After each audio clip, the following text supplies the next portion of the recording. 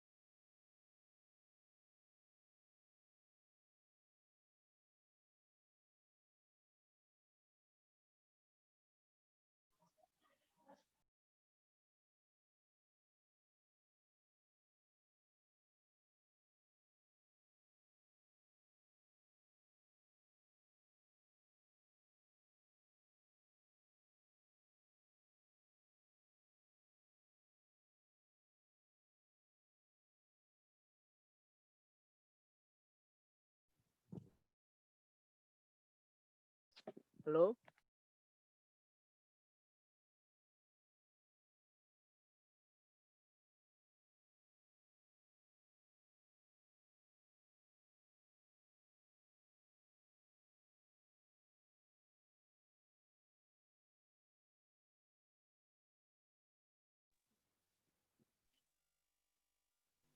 Sir हजुरको voice आइरहेको छैन। सुनिरहेको छैन सर हजुर।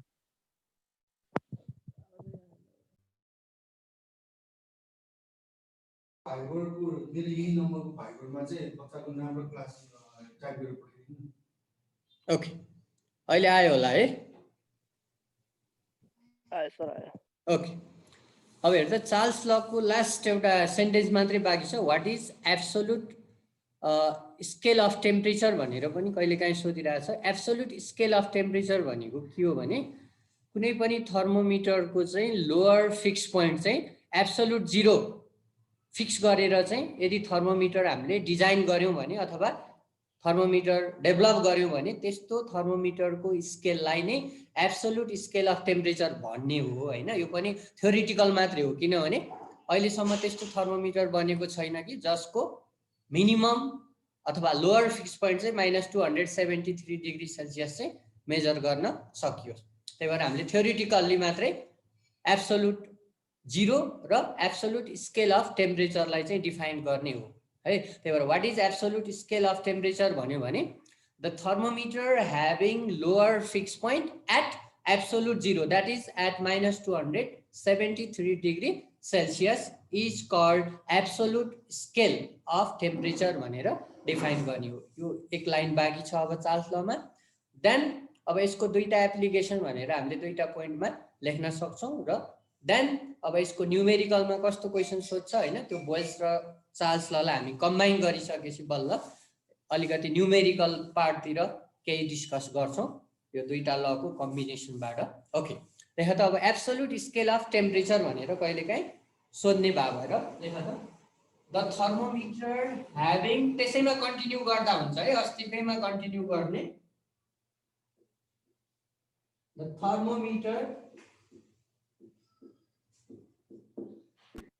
thermometer having lower fixed point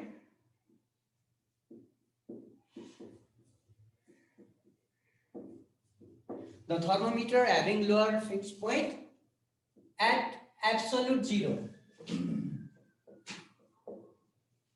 the thermometer having lower fixed point at absolute 0 that is at -273 degree Celsius is called absolute scale of temperature. It's called absolute scale of temperature. र अब Charles लमा यति नै हो। र application है, कुनै कुनै text बुकले अब एप्लिकेसन भनेर नलेखेको पनि हुन सक्छ। अब यसको र बोयल्स लको लगभग उस्तै हो एउटा पोइन्ट। र अब कहिलेकाहीँ चाहिँ एक्जाममा also write one application of Charles law अथवा वान एप्लिकेसन अफ बोयल्स ल भनेर टेल क्वेसनमा चाहिँ 1 मार्क्सको लागि चाहिँ सोध्या हुन्छ। त्यही भएर एप्लिकेसन पनि हामीले बुझ्नु पर्यो।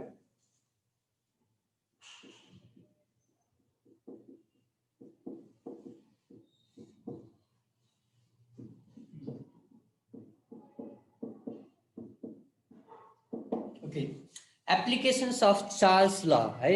अब चार्ल्स लको एप्लिकेसन भनेको एउटा म्याथमेटिकल एप्लिकेसन हो। जस्तै चार्ल्स ल भनेको हेर्दा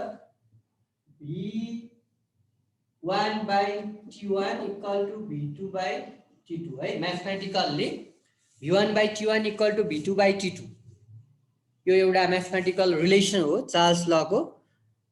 एट कन्स्टेन्ट प्रेसर है, प्रेसर चाहिँ कन्स्टेन्ट हुनु पर्यो। यदि प्रेसर कन्स्टेन्ट भएको बेलामा हो इनिशियल कन्डिसनमा चाहिँ हामीलाई कुनै पनि ग्यासको भोल्युम र टेम्परेचर गिभन छ मानौ हो। इनिशियल कन्डिसनमा कुनै पनि गिभन मास अफ ग्यासको हो एट कन्स्टेन्ट प्रेसरमा चाहिँ भोल्युम र टेम्परेचर गिभन छ र फाइनल कन्डिसनमा टेम्परेचर गिभन छ भने अब हामीले के गर्न सक्छौँ, भोल्युम गर्न सक्छौँ। त्यही भएर चार्ल्स लको एउटा म्याथमेटिकल एप्लिकेसन भनेको के हो भने एट डिफ्रेन्ट टेम्परेचर है, फरक फरक टेम्परेचरमा कुनै पनि ग्यासको गिभन मासको हामीले भोल्युमहरू क्याल्कुलेट गर्न सक्छौँ एट कन्स्टेन्ट प्रेसर है। प्रेसर त कन्स्टेन्ट हुनै पर्यो चार्ल्स लमा र ग्यासको मास पनि कन्स्टेन्ट हुनु पर्यो, फिक्स हुनु पर्यो। र मास र प्रेसर कन्स्ट्यान्ट हुँदाखेरि अब टेम्परेचरलाई हामीले चेन्ज गर्दै गयौँ भने भोल्युम पनि चेन्ज हुँदै जान्छ। त्यही भएर एट डिफ्रेन्ट टेम्परेचर हो त्यो ग्यासको भोल्युम कति कति हुन्छ, कति कति भोल्युम अकुपाई गर्छ एट डिफ्रेन्ट टेम्परेचर भनेर हामीले क्यालकुलेट गर्न सक्छौँ। त्यही भएर एप्लिकेसन अफ चार्ल्स लको फर्स्ट पोइन्टमा है, यो सबै टेक्स्ट बुकहरूमा यो पाइँदैन, कुनै कुनै टेक्स्ट बुकमा यो म्याथमेटिकल एउटा एप्लिकेसन दिएको छ हैन। Charles law is applicable to calculate volume of given mass of a gas at constant pressure at different temperature भनेर लेख्न सकिन्छ। फरक फरक टेम्परेचरमा कुनै पनि ग्यासको फिक्स मासले हो कति भोल्युम अकुपाई गर्छ कन्स्ट्यान्ट प्रेसरमा हो, त्यो कुरा हामीले चार्ल्स ल को म्याथमेटिकल रिलेसनलाई युज गरेर क्यालकुलेट गर्न सक्छौँ। अब यो न्युमेरिकल पार्टमा नि यो आइ नै हाल्छ हैन। एउटा कन्डिसनमा टेम्परेचर र भोल्युम दिन्छ, अर्को कन्डिसनमा टेम्परेचर दियो भने भोल्युम क्यालकुलेट गर भन्छ। अब प्रेसर चाहिँ कन्स्ट्यान्ट हुन्छ। कन्स्ट्यान्ट भन्नुको मतलब इनिसियल कन्डिसनमा जति प्रेसर छ फाइनल कन्डिसनमा नि त्यति नै हुन्छ। त्यही भएर प्रेसर हामीले राख्न परेन, किनभने कन्स्ट्यान्ट भनेपछि इनिसियल कन्डिसनको र फाइनल कन्डिसनको एउटै भ्यालु हुने भयो, क्यान्सल हुन्छ। त्यही भएर यो रिलेसनमा नै प्रेसर युज भएको छैन। ओके, त्यही भएर फर्स्ट पोइन्टमा लेख्ने यसको एप्लिकेसनमा Charles law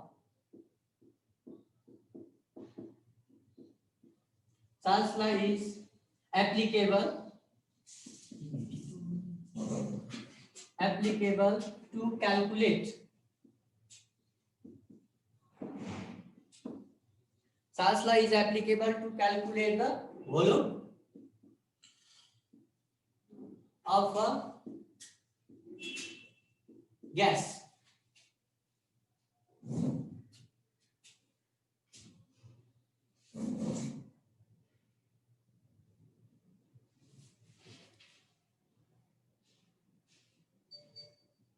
के भन्छ सर हेर्नुहोस् है, यहाँ साइन आउट हुन्छ, साइन अफ फ्री के गर्ने हो र यो हैन, इन्फर्मेटिङ भनेर आयो कि यहाँ हेर्दा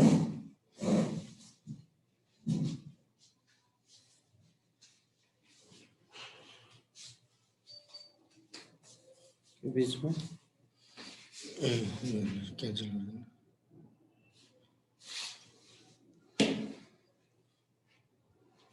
Okay, Charles law is applicable to calculate the volume of a gas at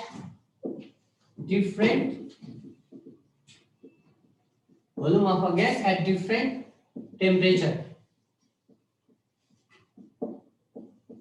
So, Charles law is applicable to calculate the volume of a gas at different temperature and at constant pressure है। यो नलेखे पनि बुझिन्छ।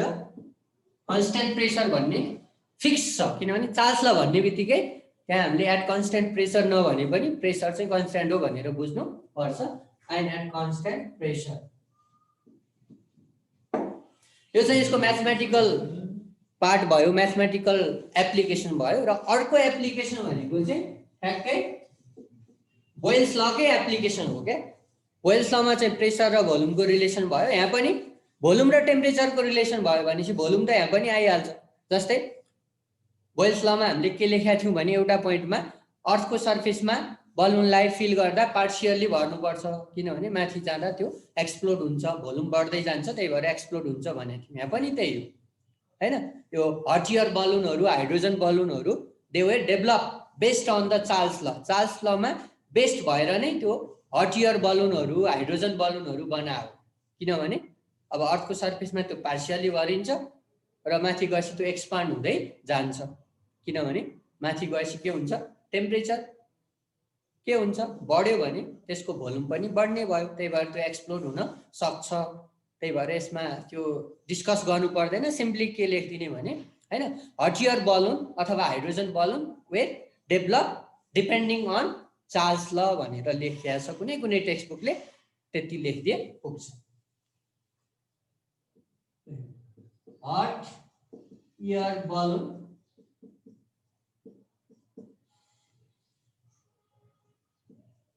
Weight develop, hot air balloons were developed depending on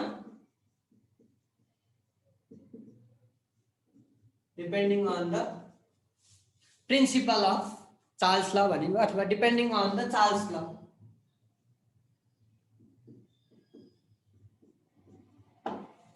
Depending on the Charles law भनेर यो दुईटा पोइन्टलाई चाहिँ हामीले Charles लको application मान्छौँ.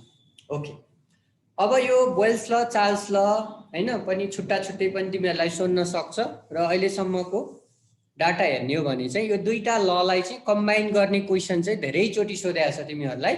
बोयल्स ल र चार्ल्स ललाई स्टेट गर्ने, स्टेटमेन्ट मात्रै लेख्ने अनि यो दुईटालाई कम्बाइन गरेर मिक्स गरेर हामीले एउटा नयाँ इक्वेसन म्याथमेटिकल रिलेसनशिप डेभलप गर्न सक्छौँ between pressure, volume and temperature. र त्यो म्याथमेटिकल रिलेसनशिपलाई नै के भनिन्छ त कम्बाइन ग्यास इक्वेसन. त्यही भएर म्याक्सिमम एक्जाममा धेरै सोधेको क्वेसन भनेको चाहिँ कम्बाइन ग्यास इक्वेसन हो. Derive combine gas equation starting from Boyle's law and Charles ल भन्छ कहिलेकाहीँ, अथवा कहिलेकाहीँ चाहिँ सिधै के भन्छ भने state Boyle's law and Charles law and derive the relationship भनेर त्यो म्याथमेटिकल पार्ट पनि दिन सक्छ, अथवा डिराइभ कम्बाइन ग्यास इक्वेसन भनेर यसरी सोध्छ. र यो एकदम सजिलो छ, केही गाह्रो छैन. अब हेडिङमा लेख्ने डेरिभेसन अथवा कम्बाइन ग्यास इक्वेसन भनेर हेडिङमा लेख्ने combine gas equation.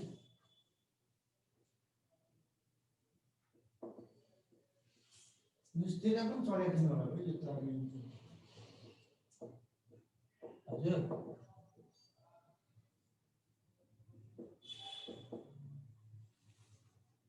Okay, combine gas equation. अब यो what is combine gas equation भनेर अब त्यस्तो डेफिनेसन सोधेको त छैन, तैपनि हामीले डिफाइन गर्न सक्छौँ. कम्बाइन ग्यास इक्वेसन भनेको हो the mathematical relationship between pressure, volume and temperature for a given mass of a gas. कुनै पनि ग्यासको गिभन मासको लागि त्यसको तीनटा फिजिकल क्वान्टिटी टेम्परेचर, प्रेसर र भोल्युमको एक आपसमा म्याथमेटिकल जुन रिलेसनशिप आउँछ त्यसैलाई चाहिँ कम्बाइन ग्यास इक्वेसन भनेर हामी भन्छौँ. र combine gas equation can be simply derive by combining Boyle's law and Charles law. हैन, दुईटालाई कम्बाइन गर्ने भएर नै यसलाई कम्बाइन ग्यास इक्वेसन भनेर भनेको हो. Simply by mixing up or by combining Boyle's law and Charles law we can derive a mathematical relation among pressure, volume and temperature, and this mathematical relation is called combined gas equation. र अब यो कसरी derive गर्ने हो एकदम simple छ. Boyle's ल र चार्ल्स लको हामीले दुईटा लको म्याथमेटिकल पार्टलाई कम्बाइन गर्ने हो. ओके, लेख्नु the mathematical relationship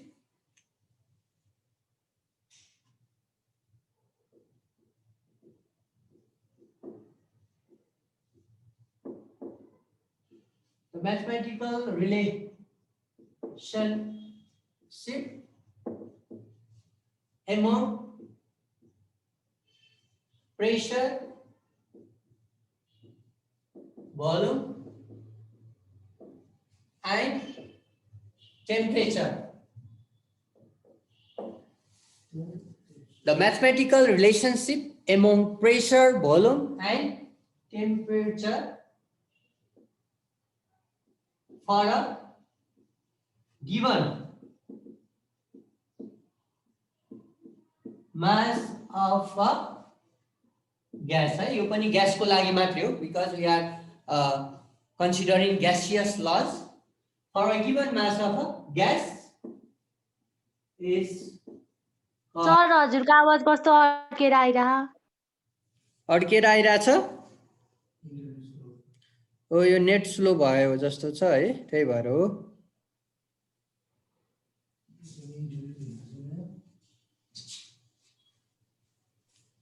Okay, the mathematical relationship among pressure, volume and temperature for a given mass of a gas is called combined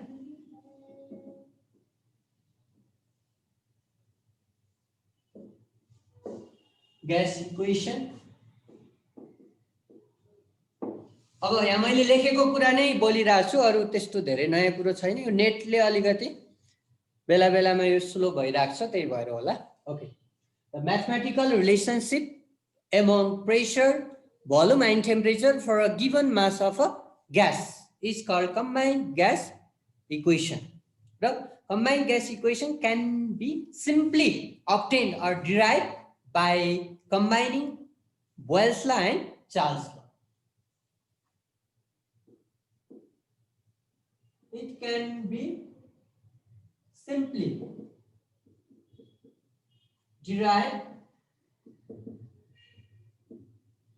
It can be simply derived by combining.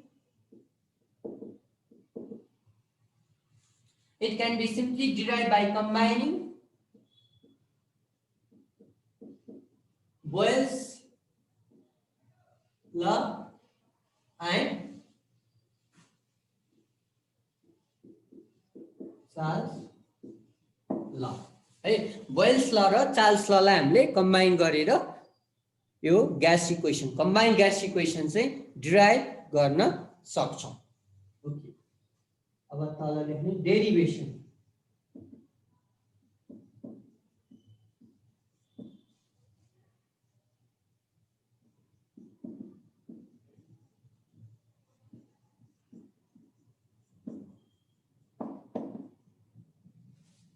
Okay, derivation of combined gas equation. अब एक्जाममा तिमीहरूलाई कहिलेकाहीँ सिधै derive combined gas equation पनि भन्छ, कहिलेकाहीँ mathematical फर्मबाटै दिन्छ है। Derive the relation भनेर रिलेसन पनि दिन्छ। जस्तै यसको चाहिँ म्याथमेटिकल पार्ट भनेको यो P1 V1 by T1 equal to P2 V2 by T2 है। कम्बाइन्ड ग्यास इक्वेसन डिराइभ गर अथवा डिराइभ द रिलेसन भनेर P1 V1 by T1 equal to P2 V2 by T2 यो रिलेसन डिराइभ गर भन्यो भने पनि यो कम्बाइन्ड ग्यासकै रिलेसन हो भनेर बुझ्ने।